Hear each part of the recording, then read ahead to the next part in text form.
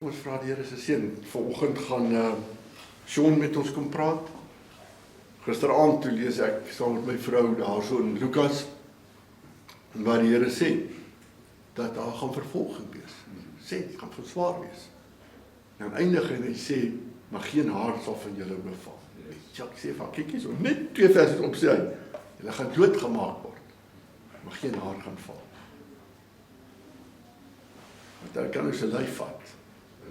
In jou siel van. Dis die ding. Ons moet onthou, daar is meer op die spel as net nou. So, Sean, ons sien uit, staan hier naby te vir jou kan bid. Vader, dankie dat ek saam met Sean hier voor kan staan en vra, Here, ons kom gee die oggend vir U. Dit wat U op Sean se hart gelê het, dit wat daar by geopende deure aan die gang is, dis ons gebed.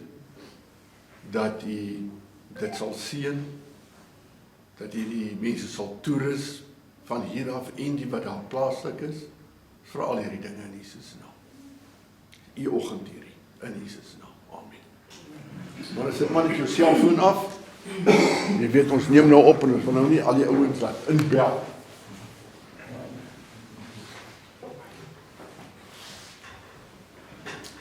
Goeiemôre manne.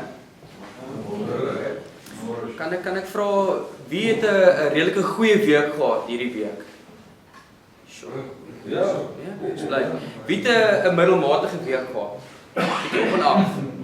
Wie het 'n moeilike week gehad? Sure. Okay, ek het ook 'n rowe week gehad en as ek gister dink aan hoe ek geval het gister en kry ek maar skaam. Dit is nie 'n goeie getuienis vir Christus gewees nie. Maar as ek 'n rowe week het en ek kyk na stories in die vervolgde kerk, dan voel my probleme maar baie lig en onbelangrik en nie so erg nie. Dankie dat julle hier is vandag en dat ek met julle kan deel oor die vervolgde kerk. My pa het altyd gesê 'n man se woord is sy eer. En die ander dag stuur geopende deur vir my nou die advertensie vir vanoggend se ontbyt en ek het nie eens gesien eers na die tyd met die titel om vir Christus te ly is nie verlies nie, dit is 'n eer. Nou ek het geword jou woord is jou eer en as ek daar buite kyk dan sien ek nie mense daar buite wat dit meer uitleef nie. Om elke hoek en draai is iemand wat jou wil verneek en selfs uit jou eie mense uit jou eie volk uit, is daar mense wat nie hulle woord sal nakom nie. So is jou woord jou eer. As ek jou nou vandag moet vra, sal jy verlies kan ly vir Jesus? Is jy bereid om te sterf vir Jesus? Wat sal jou antwoord wees? En ek glo, meeste van julle sal sê, ja. En dit is maklik in so 'n omgewing, of by die kerk, waar jy by mense is, medebroers en susters is. Kom ek vra die vraag, jy stap nou iemand hier binne met 'n geweer, en sê, sal jy sterf vir Christus? Met 'n geweer maak die prentjie bietjie anderste, dink ons 'n bietjie daaraan. Sê nou daardie persoon stap hier in en jy het jou kinders hierso, jou kind hierso. Wie dink meeste van julle het kinders? My seentjie is 2,5 maande oud en hy tik daardie geweer teen jou kind se kop. En sê, ontken Jesus of ek skiet jou kind. Is jy bereid om jou kind te offer vir Jesus? Ek begin met 'n storie uit Mosambiek. Bietjie ouerige storie van 'n dame wat vertel ISIS kom in hulle dorp en hulle skei die mans en die vrouens en vra die mans wie's Christene? En die wat nie Christen is nie, julle kan maar gaan. Hierdie groepie mans vra hulle ontken vir Christus, deny Jesus of vandag sal julle sterf. En die wat gesê het, nee, ons volg Jesus, word daar en dan onthoof voor die vrouens. En die vrou vertel die storie En hulle kom na haar toe en hulle sê vir haar en jy? Sy sê ek volg vir Jesus. En hulle het haar nie doodgemaak nie, want sy het hierdie getuienis gedeel. Maar wat hulle gedoen het is, hulle het haar gedwing, haar geforseer om haar eie kinders dood te maak.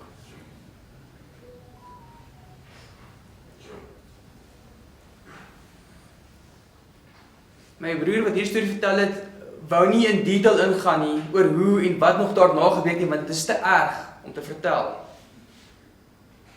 Is jy bereid om jou kinders op te offer vir Jesus? Elke dag in die wêreld is daar 17 gesinne wat of 'n pa of 'n ma of 'n broer of 'n suster of wie ook al verloor. 17 van ons broers en susters wat elke dag vermoor word. En dan is daar duisende ander wat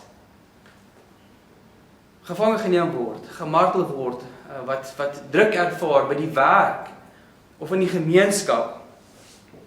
En nou vra ek julle, wanneer laas het julle gehoor van vervolging? Want ons lees nie daarvan op die nuus nie, ons hoor nie daarvan op die nuus nie. Ek dink so 'n paar weke terug was daar gepraat van Nigerië. Maar ons hoor nie daarvan nie. So as ons nie hoor daarvan, jy is nie bewus is daarvan nie, er gebeur twee dinge nie. 1, die vervolgde kerk word nie geondersteun nie. En 2, die vervolgde kerk word nie vir gebid nie.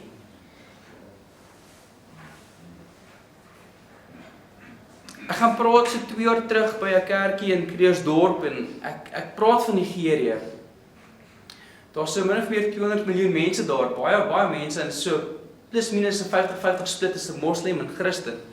Maar die Christene ervaar baie druk in Nigerië. Dis nie net ISIS nie, dis ISIS en ISWAP en Boko Haram en die Fulani militante wat die Christene daarso van alle kante af druk gee. Kom in, verwoes dorpies, brandkerke af, vermoor mense, verkrag meisies, ontvoer meisies, dit is rof in Nigerië. En elke jaar kom geopende deure en hulle kry al hulle data en hulle maak 'n lys van die top 50 lande waar Christene die ergste verdruk word. En ek seker julle almal weet wie nommer 1 is vir die laaste 35 uit 36 jaar is Noord-Korea. Maar as hierdie lys saamstel word net op geweld alleen, nie ander faktore nie, net op geweld alleen sal Nigerië nommer 1 wees op die lys, nommer 1. En wat my skok, ek vertel van klomp stories uit Nigerië en ek vertel van 'n jong dame wat ek dink so 8 jaar terug saam met 111, 112 meisies ontvoer is. Ek dink sy is die eerste een wat nog nie vrygelaat is nie, want sy weier om Christus te ontken. Sy is nog steeds in aanhouding na 8 jaar. Ek dink sy was 14 jaar oud, dink ek. Ek dink so 2-3 jaar terug was daar 'n meisiekind gewees in, kan nie die plek onthou in Nigerië nie, sy was in die universiteit gewees en hulle het haar vals beskuldig dat sy Mohammed sleg gesê het en hulle het haar daar, die video gesien, daar doodgemaak en hulle gaan verbrand. En na die tyd praat jy met mense nou by die kerk en hier kom 'n man na my toe, hy's 'n polisman en hy sê nee, hy hou glad nie van Nigeriërs nie, dit is almal kriminele. Ek sê vir my vriend, jy kan nie so praat nie. Jy kan nie almal onder dieselfde kam skeer nie. Nie almal is so sleg nie. Daar's broers en susters van ons in Nigerië. En ek probeer die mense herinner dat ons almal broers en susters is. 1 Korintiërs 12:26 sê vir ons is deel van die liggaam van Christus. Wanneer die een lid ly die hele liggaam, wanneer die een lid verheerlik word, is die hele liggaam saam bly. En dan dink ek ook aan Hebreërs 13:3 wat sê, dink aan die gevangenes asof julle medegevangenes is.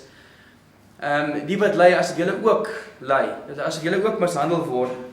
En vra ek julle vandag, dink julle aan die wat gevange gehou word of die wat in 'n tronk is? Dink julle aan die wat verkragt word? Jong meisies. Daar in Nigerië, daar is 'n storie van 'n jong meisie, hulle word ontvoer en word verkragt en sy ontsnap, maar nie alleen nie, want sy is swanger. En jy sal nou dink, as sy terugkom by haar gemeenskap, by haar familie, sal dit 'n bietjie beter gaan, sy het ontsnap, sy is nou weer terug by haar familie. Hier het sy 'n vervolging ervaar, en hier na gemeenskap, as sy terug is, het sy nou hierdie babatjie, en hier ervaar sy nou ook druk. Want sy word nou gesien as deel van Boko Haram. En sy word verdruk deur haar eie gemeenskap. Dink ons aan hierdie mense. Dink ons aan mense wat nou vandag vir ons nou hier so lekker is, en nou lekker ontbyt gaan eet. Dink ons aan mense wat dalk gevang gehou word in 'n tronk of in 'n gat of in een van hierdie terroristekampe. Dink ons aan die wat aangerand word. Selfs deur hulle eie familie. Daar was 'n storie van 'n jong man wat Christen geword het en sy eie pa het hom by die stasie toe gevat om hom te probeer dwing om dit te los, terug te keer na Islam toe. En sy eie pa het hom doodgeslaan in die polisiestasie. Yes, ek weet nie hoe mense dit kan doen nie. Jou eie kind doodslaan. Kom vertel julle 'n bietjie vir my, ek kan net so 'n bietjie die kant toe. Paar dae na my kind se geboorte sit ek op die bank en ek hou my babatjie vas, klein seentjie, 2,5 kg. En ek hou hom vas en ek dink vir myself, "Jesus, ek het hierdie kind so lief." Ek kan dit nie beskryf nie, dit hier binne dit. Ek kan nie daai liefde beskryf nie en die Here wys my hy het ons lief. Net soos wat ek my kind liefhet. My kind het nie verdien om so lief te dat ek hom so liefhet nie, maar ek het hom so lief. En hy wys my hy het ons so lief. Want ons is sy kinders. En hy kry hierdie mense wat hulle eie kinders vermoor. Pakistan, Indië, daar in die Midde-Ooste waar 'n pa sy eie dogter by familiefunksie sal verdrink omdat sy 'n Christen geword het. Ek kan nie hierdie goed verstaan nie. Ek kan dit nie verstaan nie. Ek gaan oor na 'n storie toe in Bhutan oor getuienis. Ek het gesê vroeër, ek dink nie gister my getuienis as ek dit moes deel, sê iemand my geglo het nie. Is 'n jong pastoor in Bhutan en hulle vind uit hy's 'n pastoor van 'n ondergrondse kerk en hulle sleep hom daar uit in die middel van die markplein voor al die mense en hulle rand vir hom aan. Hulle slat vir hom stikkend. En soos wat hulle hom slaan, glimlag hy. En dan slat hulle hom en dan is hy bewusteloos. En word hy wakker, kry hy bewustheid en dan slat hulle hom weer stikkend. So gaan aan vir 'n paar dae. En hulle vertel, die ou huil nie, skree nie, hy glimlag net terwyl hulle hom aanrand. En hulle vra hom toe geopende deure hierdie man ontmoet en sy getuienis hoor nou, hoe kan jy so glimlag terwyl mense jou aanrand? Weet jy wat, dit is my getuienis. Daar staan mense daar wat Jesus nie ken nie. Hoe gaan dit lyk as ek so skree en huil? En mense gil wat my aanrand. Want wat hier gebeur is, my getuienis vir Jesus. Ek word vervolg vir Jesus. En tussen hierdie mense staan my gemeentelede. Hoe sal dit lyk vir hulle as ek moet skree en huil en pleit vir my lewe? Dis my eer. Dis my getuienis vir Jesus. Wanneer laas het jy jou getuienis gedeel met iemand? Julle was baie interessant van die vervolgde kerk. Mense wat kom tot bekering in van hierdie lande en die eerste ding wat hulle doen, hulle gaan vertel vir mense van Jesus. Hulle gaan deel hulle getuienis. En hulle weet hulle kan toegesluit word, hulle weet hulle kan alles verloor vir hulle getuienis. Wanneer laas het ek en u met die vryheid wat ons het, Jesus gedeel met iemand, jou getuienis gedeel. Ons stuur boodskappe aan op WhatsApp en al die mooi dinge wat, daar's nie fout nie, maar wanneer laas het jy jou eie getuienis gedeel? Hoe Jesus jou kom red het. Ek het die voorreg gehad om so 2 jaar terug daar tussen Thailand en Vietnam en daardie plek in Suidoos-Asië. En ons het 2 broers en 'n jong dametjie wat ons deur die land vat, want jy gaan as 'n vakansieganger, 'n toerist. En die 2 broers vertel vir ons die storie. In die vroeë 90's kom hulle pa tot bekering en hulle is baie arm en toe dit gebeur, het die gemeenskap hulle ook maar verstoot. En hulle wou nie vir hulle help met kos en daai goeders nie. Hulle het baie swaar gekry en die een boetie het ook tot bekering gekom, maar die ander boetie wou niks weet van Jesus nie. En later is die een boetie Thailand toe en hy daar gaan leer. En die tweede boetie vertel ons hy gaan ook oor, maar hy wil niks weet van Jesus nie. En hy kry 'n werk as 'n sekuriteitswag by 'n maatskappy daar by die deur. En 'n ou tannie kom verby en sy gee vir hom 'n traktaatjie. Sy sê nee, ek sê niks van hierdie nie. Dankie, nee niks. En 'n paar dae gaan verby en sy kom en sy gryp my hand en sê jy kom saam met my kerk toe. En sy vat hom kerk toe en hy wil niks weet nie. En 'n ruk daarna bel sy broer hom. Hy's in 'n ander dorp sê kom hierso, kom leer Engels by ons skool. Dan gaan jy 'n beter werk kry. En hy gaan deur, maar wat sy broer nie vertel nie, is 'n Christenskool. So jy leer Engels, maar jy leer ook die Bybel. En dis interessant hoe God werk. En hierdie ou gaan en hy leer Engels en hy leer 'n bietjie Bybel, maar hy wil niks van God weet nie. En hy kry 'n lisensie en hy bestuur so 'n trokkietjie. Daar het hulle sulke trokkies as taksies, so die mense sit agterop. En hy ry die dag, dis vol mense en hy maak ongeluk, hy's daar in 'n sloot af. En daardie dag is niemand dood nie. Niemand ernstig beseer nie en besef daar, die Here het nou gepraat. En hy kom tot bekering. 'n Tyd gaan verby en hy bevind homself weer terug. Hy begin saam met sy vrou 'n skooltjie, 'n Christenskooltjie, vir die kinders aan daardie kant. En dit gaan goed. En die skooltjie groei.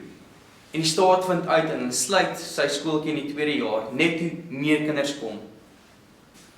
En hy kry toe, hy ontmoet toe 'n Amerikaner met 'n NPO het. En wat hulle doen is, hulle gaan in hierdie kroeg in en so aan. En hulle gaan kry jong meisies wat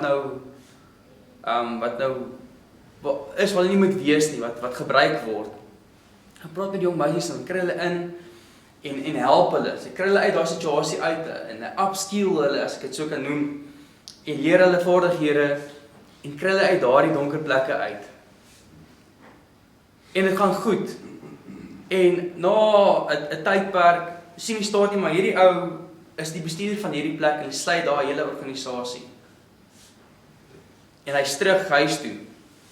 En hy kry druk van sy familie en hulle en sy gemeenskap en hulle forceer om sy huis af te breek. En 100 km verder sy huis te gaan bou. So vandat hy besluit hy is 'n Christen, is dit net druk en vervolging so een na die ander wat met hom gebeur. En hulle vat ons en ons ry toe ons nou daar was die tweede laaste dag op pad terug ek gaan nou terugkom by hierdie ouetjie in sy getuienis. En ons gaan 'n pastoortjie ontmoet wat 'n week voor ons gegaan het hulle by een van sy gemeentelede se deur kom klop en toe hy oop skiet hulle hom dood. Nou is ons daar en ons moet met die ou ontmoet en dit is my eerste keer en ek is wel baie bang. Maar hy kom besoek ons toe op so 'n klein plekkie waar ons bly en dit is net rysvelde oralste. Dis al wat jy sien. En hy kom vertel vir ons wat God doen in hierdie land. En hy vertel vir ons van die wonderwerke en hoe die jong mense tot bekering kom en waar God werk en daar's genesings en is hierdie en is daar en daardie oggend slaap ek en ek is voel nie baie lekker nie want ek het gegaan soontoe, ek het gehoor van al die stories van die vervolgde kerk en ek wil daar gaan wees, ek wil gaan hoor die stories van die moord en doodslag. Ek wil saam met hulle daar wees, ek wil dit hoor, ek wil saam met hulle huil, ek wil hulle vas en sê my broer is okay. Maar hy hoor net van jong pastore en genesings en wonderwerk nie, dis nie wat ek gekom het om te hoor nie. ja, dis mos nou 'n stupid ding om te doen, né? Nou op pad terug, ry op die bus en jy vertel my weer sy getuienis en ek klik toe deur 'n wys vir my van die eerste dag toe ons was dan gaan ons na so 'n klein museum toe en so groot bomme en so met wat hulle daar gewys het in van oorlog en weermag en so aan. En ek onthou toe daardie goeters. En dit klik by my dat die ouer mense in daardie land onthou nog die oorlog met Vietnam. So die ouer geslag konnekteer Jesus met die wit man en die wit man word gehaat, so Jesus word gehaat. En het is interessant hoe God in hierdie land die jonger geslag gebruik om mense te bereik vir sy eer. Nie die ouer mense, die jonger mense. En dan hoor jy van stories van hoe mense vervolg word, hoe hulle alles verloor, die jong mense. En hulle is nie skaam vir Jesus nie. Terug by hierdie ouetjie. Hy en sy broer, ten spyte van wat hulle verloor het, is hulle weer besig met hulle pa om jong kinders bymekaar te kry en vir hulle kos te gee en vir hulle te leer van Jesus. En hulle weet, enige tyd kan die staat kom en dit toemaak en hulle kan tronk toe gaan. So ons hoor gereeld van vervolging en waar die mense nie skaam is om Jesus te volg nie, in daardie lande nie. En dink ek vir myself, is ek bereid om te ly vir Jesus? En baie daarna voel ek, ja nee, ek sal, as ek moet ly, sal ek ly. En as ek weer 'n kans kan kry, sal ek gaan na 'n vervolgde land toe. En sal ek my vrou en my seentjie kan los? En wat van as ek toegesluit word, sal ek dit kan doen? Ons is maar bang. Maar daardie mense leef voluit vir Jesus. Hulle is nie skaam nie, hulle is nie bang nie, want Jesus is hulle alles. Is Jesus ons alles? En ek het vroeër gesê, dis 'n eer om Jesus te volg. Ek praat met my vriend, ek sê van dit is moeilik om Christen te wees. Dis regtig, dis vir my baie, baie moeilik. Ja, dis so baie uitdagings elke dag, jy moet jou woord, jou woorde mooi tel in jou tong, byval as jy in die werksplek is, want as jou getuienis daar buite. Mense kyk vir jou, as jy Christen is, hulle kyk vir jou as jy fout maak, sê maar kyk, hoe kan 'n Christen so lewe? Maar weet jy, dis die beste ding om vir Jesus te volg. Johannes 15 vers 12 sê, as hulle my vervolg het, sal hulle julle ook vervolg. So ons moet weet, as jy Jesus volg, gaan jy ook ly. En dit gaan jou kos. As jy nog niks op kos het nie, dit gaan jou kos. Jou tyd, jou geld, jou naam. Ek vertel graag van Kurush in Iran. Hierdie ou het baie verloor. Hy het baie betaal omdat hy Christus volg. Kurush is van Iran. Interessant, die twee vinnigste groeiende kerke in die wêreld is in Iran en Afghanistan. Wie sou dit kon raai? Daar waar die geweld baie is, daar waar jy dadelik jou lewe kan verloor as jy ben jy deurklop en jy sê jy is 'n Christen. En hierdie vertel, hy het alles verloor. Sy land, sy gemeenskap, sy familie, sy vriende, sy werk. En hy het niemand doodgemaak nie. Hy het by niemand gesteel nie. Al wat hy gedoen het, gesê ek glo in Jesus. Hy was gearresteer, gemartel, en na die tweede keer toe vlug hy na Turkye toe. Interessant hoe God werk in die vervolgde kerk, want Turkye is 'n 99% moslim land. En weer eens, wat doen 'n Christen in die vervolgde kerk? Hy gaan vertel mense van Jesus en hy help sy medebroers en susters. En hierdie ou het alles verloor. En hy ontmoet geopende deure en saam begin hulle 'n gemeenskapsentrum waar hulle mede-Iranese Christene inkry, help, klere gee, kos gee, traumaberading en opleiding. En hy het alles verloor vir Jesus. Nou hoe moet daai man voel te weet, hier is ek en my familie is in daardie land en hulle verwerp my, omdat Jesus glo. Hy sê die volgende: I told Jesus in my prayers, I lost everything, but I have you. So God, you know why I am here. You know where I am going, and this is the only comfort I have. Here, U is my comfort. U is my alles. Dan voor ek afsluit, is U gereed vir vervolging? 4 jaar terug in Desember is daar 'n dametjie, Isabel Bonsproe, sy staan oor kan die pad van 'n aborsiesentrum in Britannia en sy het net so stilweg gebid en sy word gearresteer en aangekla. Sy het al gehoor. En hierdie gebeur meer en meer en meer. Lande soos Kanada, VSA, Britannia. Gaan kyk hoe baie mense word gearresteer. Pastore, val by aborsieklinieke. Gaan kyk na die straatpredikers, wat se druk hulle ervaar. Word opgespoeg, word aangerand, hulle gereedskap, kameras en speakers en so aan word gebreek. Hulle word daarmee weggehardloop. En al wat hulle probeer doen is om die lig en die liefde van Jesus te wys. En wanneer kom dit hiernatoe? Op 'n manier word ons vervolg.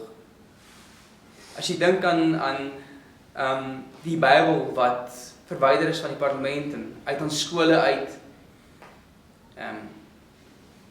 Ons dink aan daardie ding wat hulle nou gebring het laas jaar van die CRL wat hulle die kerk wil reguleer. Net so terloops, ek was laas jaar daar in Pretoria gewees by hierdie optog. Ek sê vir mense, ek het 'n vol lewe geleef. Ek het baie dinge gedoen. Ek was al oor see. Ek het al gebungee spring en ek het al getooi.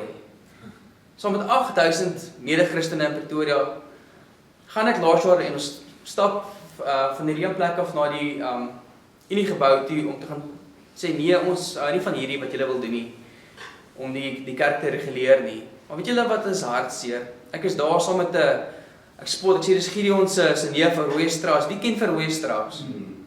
Dis nie almal skoppie teen nie, maar ek hou van hom. Hy's nogal reguit en as jy met hom na hom luister, moet jy met daai staalpunt safety boots moet jy luister. Hy trap op tone. Weet julle wat is hartseer? 8000 mense en ek dink 99% van hulle was swart. Ons is 'n klein groepie wit mense gewees. Waar is die pastore en die dominees en kerkleiers? Waar is hulle? Ons staan en ons bly stil, maar om stil te bly is ook 'n antwoord. Wanneer kan ons opstaan teen hierdie goeters? Want die probleem is, as die vervolging kom, wat gaan jy doen? Toe die ander ding gekom het in 2020, toe maak hulle die kerkie toe, het ons opgestaan, het ons iets gesê, ons het maar gecomply, soos Engelsman sal sê. Ek wil nie eerlik wees nie, ek gaan praat by 'n paar kerke en dit gaan nie vir my oor getalle nie, maar het hulle agterkom hoe leeg geraak van die kerke. 2 maande terug is ek daar kerk, by 'n kerk daar naby my in Benoni en ek ry vroeg die oggend, dis 'n koue oggend en op die sportvelde is hulle besig met hokkie in die koue, kortmoue en al daai goeters. Ek kom by die kerk aan, die dominee se verlof en dit is 20-30 mense. En dan praat jy jou hart uit En dis asof die mense die boodskap gaan oor hulle koppe. Ons gee nie meer om nie, want ons hoor van moord en doodslag elke dag, ons hart het verhard. En na die diens dan praat jy gewoonlik met mense, jy drink 'n koppie koffie, maar voor jy kon sê mes, dis almal huis toe. Maar as jy op pad kerk toe ry, dan sonnaandoggende, die mense ry fiets, die mense speel golf, en dan as vervolging kom, waar kry jy jou krag vandaan? Waar kry jy jou moed vandaan? Want hulle sê uister slyp uister, en so slyp een man se die ander se gemoed. Waar is die accountability daarso? Dan gaan dit te laat wees. En gewoonlik as jy 'n pastoor bel en dan moet jy nou vra hoeveel mense is in jou kerk wat jy moet nou pamflette en goeders uitdeel. Nie ons is soveel, maar net soveel kom op 'n Sondag. Mense kom nie meer kerk toe nie. Dit is hartseer. Ons het vryheid. Ons het mense wat nie by mekaar kan kom nie. Want jy kan alles verloor as jy uitgevang word. Daar's plekke waar jy een persoon is in 'n dorp wat 'n Christen is. Met wie kom jy met wie spandeer jy tyd saam? Wie hou jy accountable? By wie kry jy moed? En ons het hierdie vryheid, ons gebruik dit nie. Dit is baie hartseer.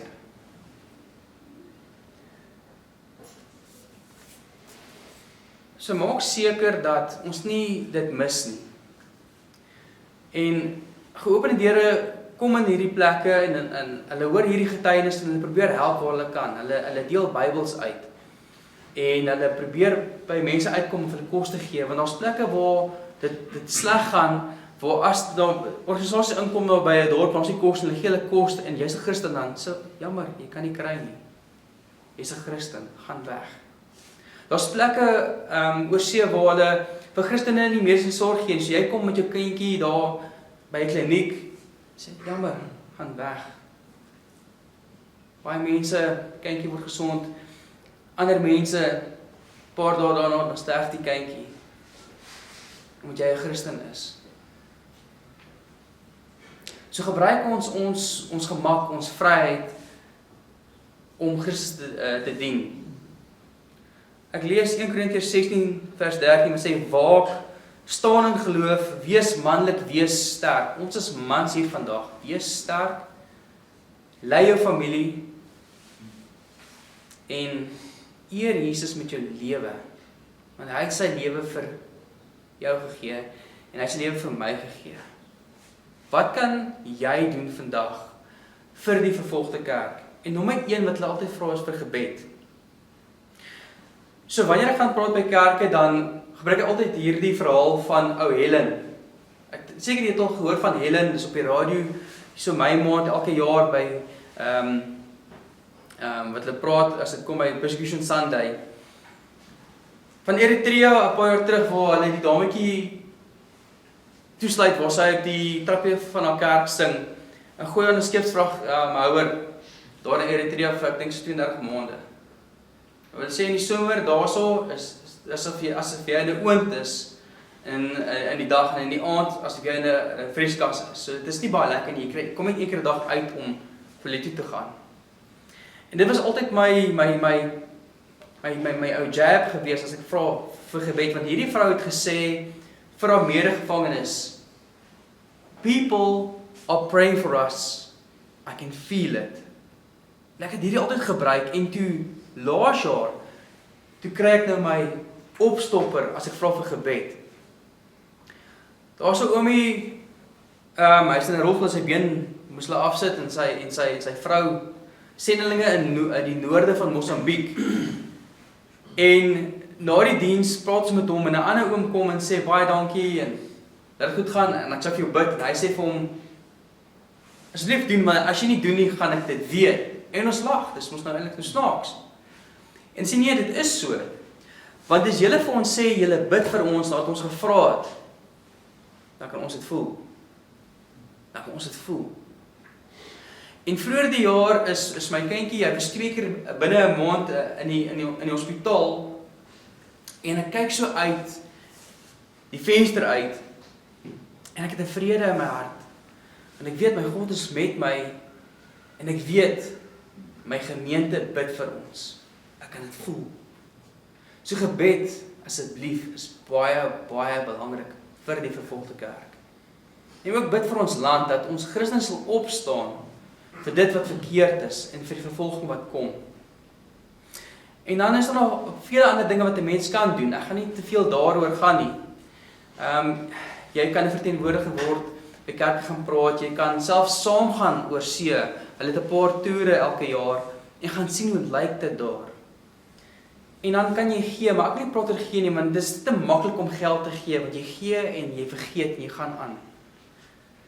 As die Here dit op jou hart plaas om te help, weet jy wat, nee, gaan kyk op Geopende Deure se webtuiste, daar is baie projekte. Kies as dit 'n mannegroep is, of jou kerk, of wat ook al, kies 'n projek, en samel geld in vir 'n projek, dan weet jy, jy's persoonlik betrokke met hulp vir die vervolgde kerk. Al is dit net vir Bybels, daar is plekke waar Geopende Deure ingaan en hulle gaan gee opleiding vir kerkleiers waar hulle nie Bybels het nie. En gee hulle opleiding, dan kom daar 'n hand wat opgaan en sê die ou, ja, wie's Dawid? Weet nie wie Dawid is nie. Wie Saul, wie's Aram? Dan moet hulle nou eers verduidelik, want hulle het nie 'n Bybel nie. En weet julle wat? 'n Bybel, om 'n Bybel te gee, is die beste belegging wat jy ooit kan maak.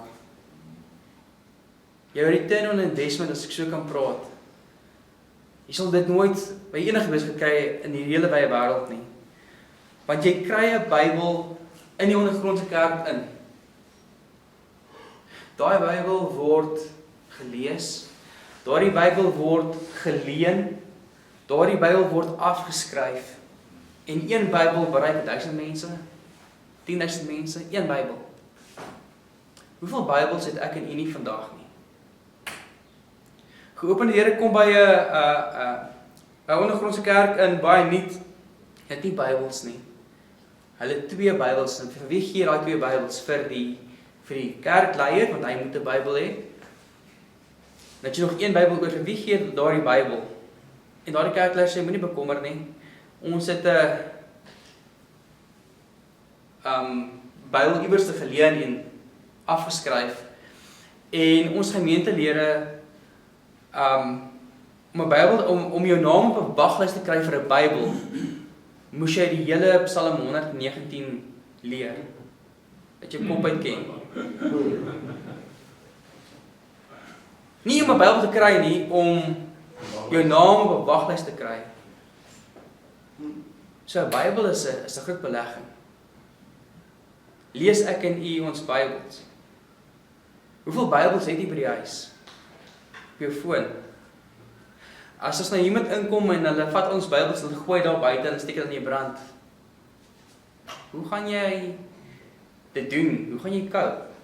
As jy nie die woord ken nie. Jolandi Kortjie was by ons kerk 'n paar jaar terug. En hulle was mos gevange geneem daar in Jemen. Ek dink is Jemen, sy na man. Haar man mos nou dood is toe om probeer red het.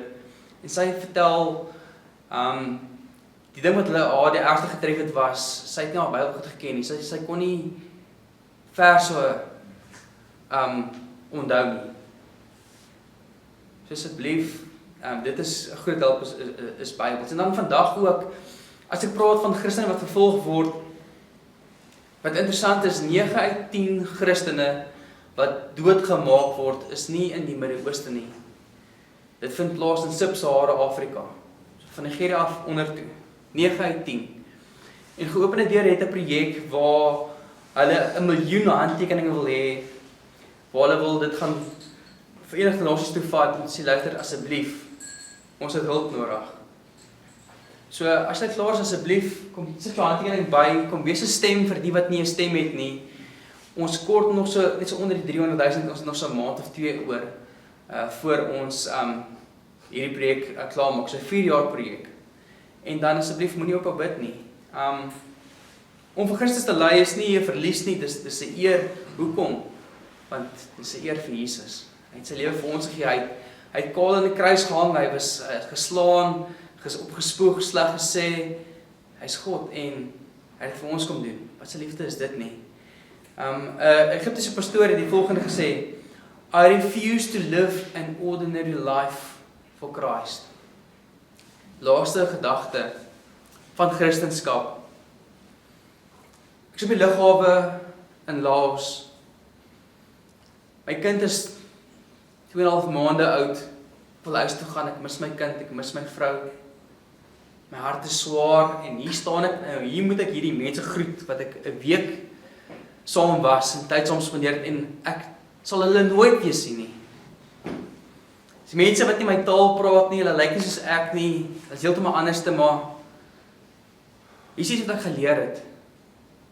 Wat ons as Christene het, wat ander gelowe nie het nie. Die moslems het dit nie. Die boeddhiste het dit nie. Die ateïste het dit nie. Daardie band. Ons is familie. Ons is familie. My hart is swaar, dan moet ek hierdie mense groet. Ek sê, Jesus, ek is vir hierdie mense lief. Weet nie waar kom dit vandaan, ek sê net hier, ek is vir hierdie mense so lief. Hierdie is my familie, so asseblief, moenie vergeet van jou familie daar buite wat elke dag ly en verlies ly ter wille van Jesus nie. Gebruik asseblief jou tyd en die vryheid wat jy het om vir hierdie mense te bid en vir Jesus op te staan en bestem te wees vir hierdie mense wat nie kan praat nie. Ek sê vir julle baie dankie.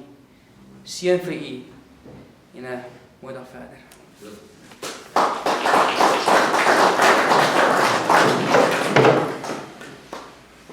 So baie dankie. Ek wil sommer ons net hierdie 3 versies herinner. Gelukkig is die wat vervolg word ter wille van geregtigheid, want aan hulle behoort die koninkryk van die hemele.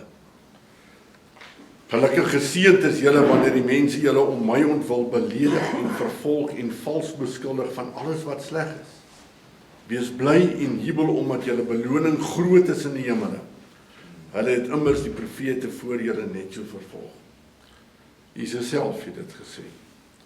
So, kom ons hou dit in gedagte. Kom ons staan dan saam met hierdie